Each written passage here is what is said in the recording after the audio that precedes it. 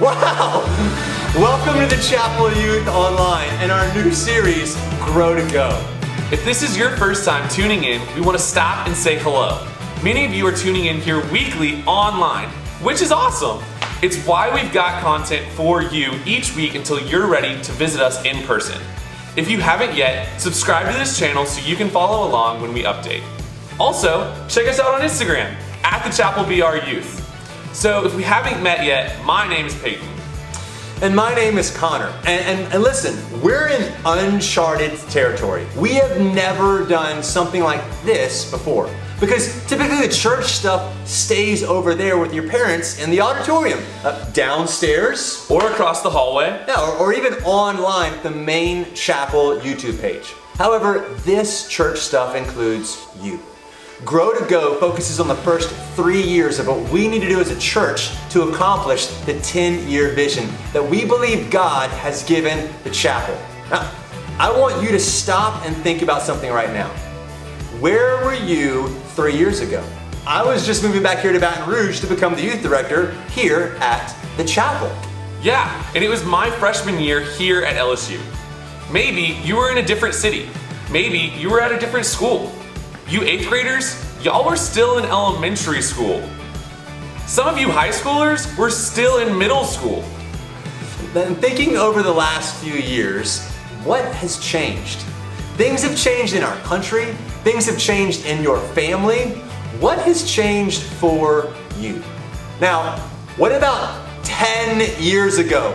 Can you even imagine 10 years ago? I only had 2 kids and I had hair down to my shoulders.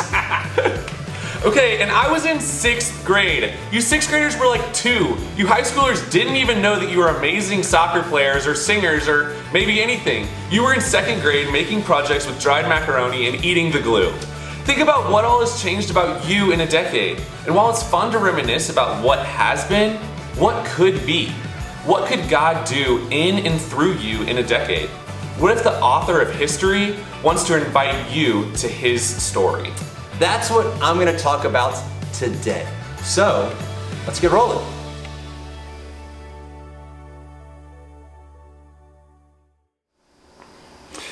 Well, it's a good thing we're starting this whole thing in a book of the Bible called Hebrews.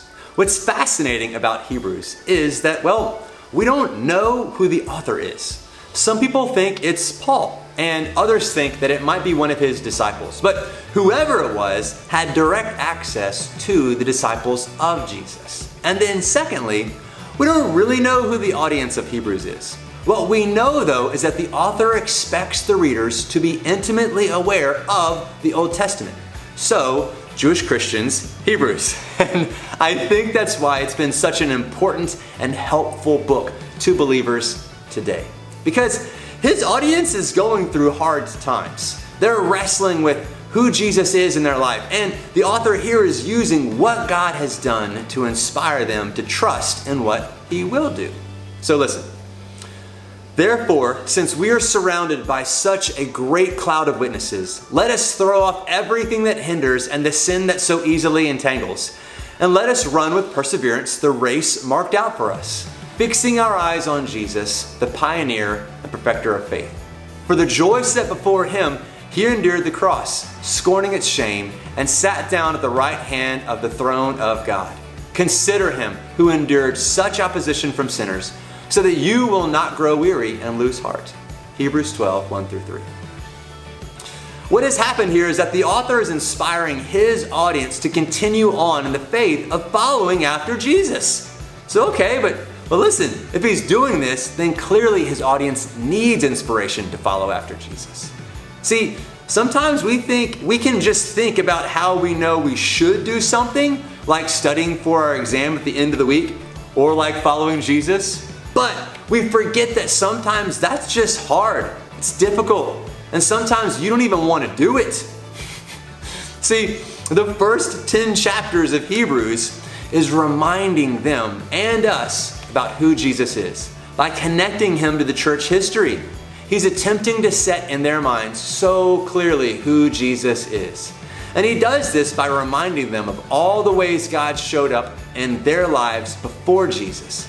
And then he says, look, if you thought those things were important, this is the Son of God. So how much more important and significant should following him be? Hey, he's God's word. He's our hope. He's eternal, and he's our perfect sacrifice that puts us in right relationship with God. And the author reminds us of this over and over again.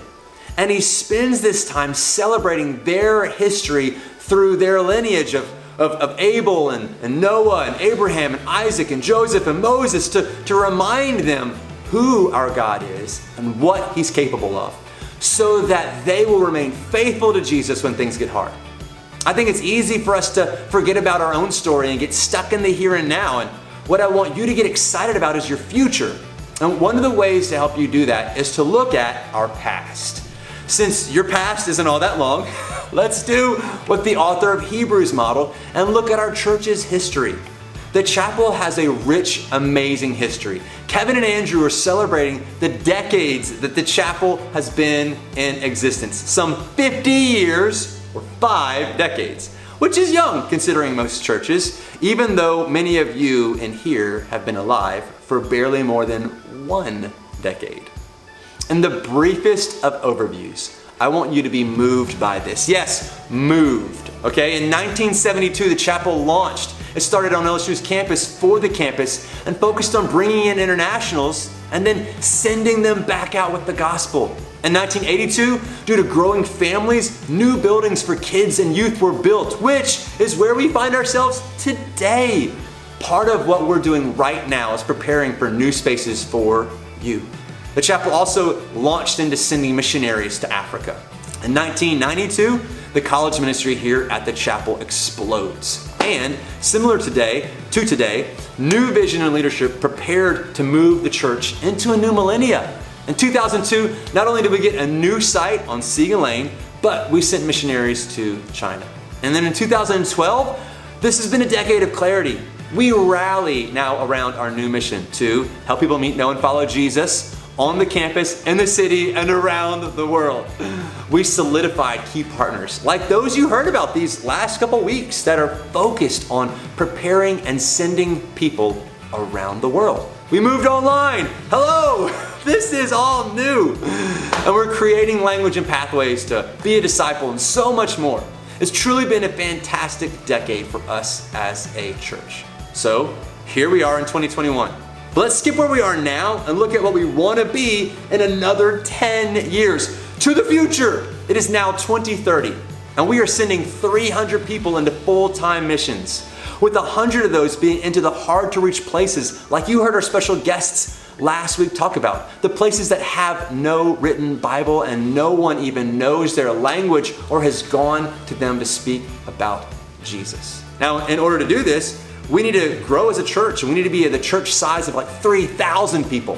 And a healthy youth group is 10% of its church's size, so that means our youth group is 300 strong. And what does that mean? Well, think about having 100 middle schoolers here gathered at LSU on Sunday mornings, 100 youth gathered at Siegen Lane on Sunday mornings, and 100 high schoolers on Sunday nights. Think about a United Night that has upwards of like 400 youth gathered. We had 70 of you at our bonfire at the beginning of the year. A bonfire with like 400 of y'all would be insane. And maybe not even being able to meet at our field over there, but it's somewhere like at Highland Road Park. Is this sinking in? It's crazy, right? And remember, the growth in numbers isn't to compare ourselves to HBC or Bethany or Grace Life or any other youth group in town. This isn't a competition. This goal is to be able to send 300 people. And if you think about where you'll be in 10 years, some of those people will be you. You 6th graders will be graduating college. Think about your age right now and replace the 1 in the front with the 2. You 12-year-olds will be 22. You 8th graders, you'll be what, like 24, 25? Maybe you'll be in full-time ministry. Maybe you'll be in your first job, getting that first promotion. Maybe you'll be married, I know, but maybe you'll have finished college, finished a year of Radius, finished support raising, and preparing to go somewhere in that 1040 window to bring the gospel to a people group who doesn't know about Jesus. The reason we're focusing on this with you is because we're talking about your tomorrow today. And what should excite you more than anything is that by looking back at where the chapel has been and who the chapel is, we can see who we'll be when we get there. The chapel has always been about taking the gospel to the hard-to-reach places and helping grow and disciple the believer. Each and every one of you may be playing a part in this right here upon graduation. Because whether you're still at the chapel or somewhere else, you will still be playing a part in God's story. Because these two rails that the chapel have landed on were pulled straight out of Scripture and should be what we as Christians are for. And what does that mean for you? Well, again, regardless of whether you stay here or you move, you need to know that you are not alone. Regardless of whether you buy into what we're doing as a church, you as a believer need to know that you can trust God. We are surrounded by a great cloud of witnesses being encouraged and prayed over and celebrated as we get after the mission of God. You may even have to ask yourself or your parents some hard questions that no one may have a right or wrong answer to. Because we're not asking if cheating on a test or stealing is right or wrong. We're asking questions like, should I go? Or how can I help send? Should I go to Mexico next year or on a family vacation? What should I major in college? Should I get married or even date right now? None of these are right or wrong questions that honor or disrespect God. So what do? We fix our eyes on Jesus. And as we fix our eyes on the God of history, the God who's been faithful, who we read about the Bible, the faithful God of the Old Testament, leading his people, the God who faithfully sent Jesus, the faithful Son of God, Jesus, who changed everything, the God who's been faithful throughout the history of the chapel, the God who continues to be faithful and will until Jesus' ultimate return. We fix our eyes on him. And what does the author of Hebrews say who Jesus is? The pioneer and the perfecter of faith. That the God of history is inviting us into his story, and we can move forward in confidence, trusting him. Okay. I think that sounds incredible, but honestly, I would bet that some of you may think that kind of sounds exhausting or overwhelming. Amazing, but still a little bit over my head.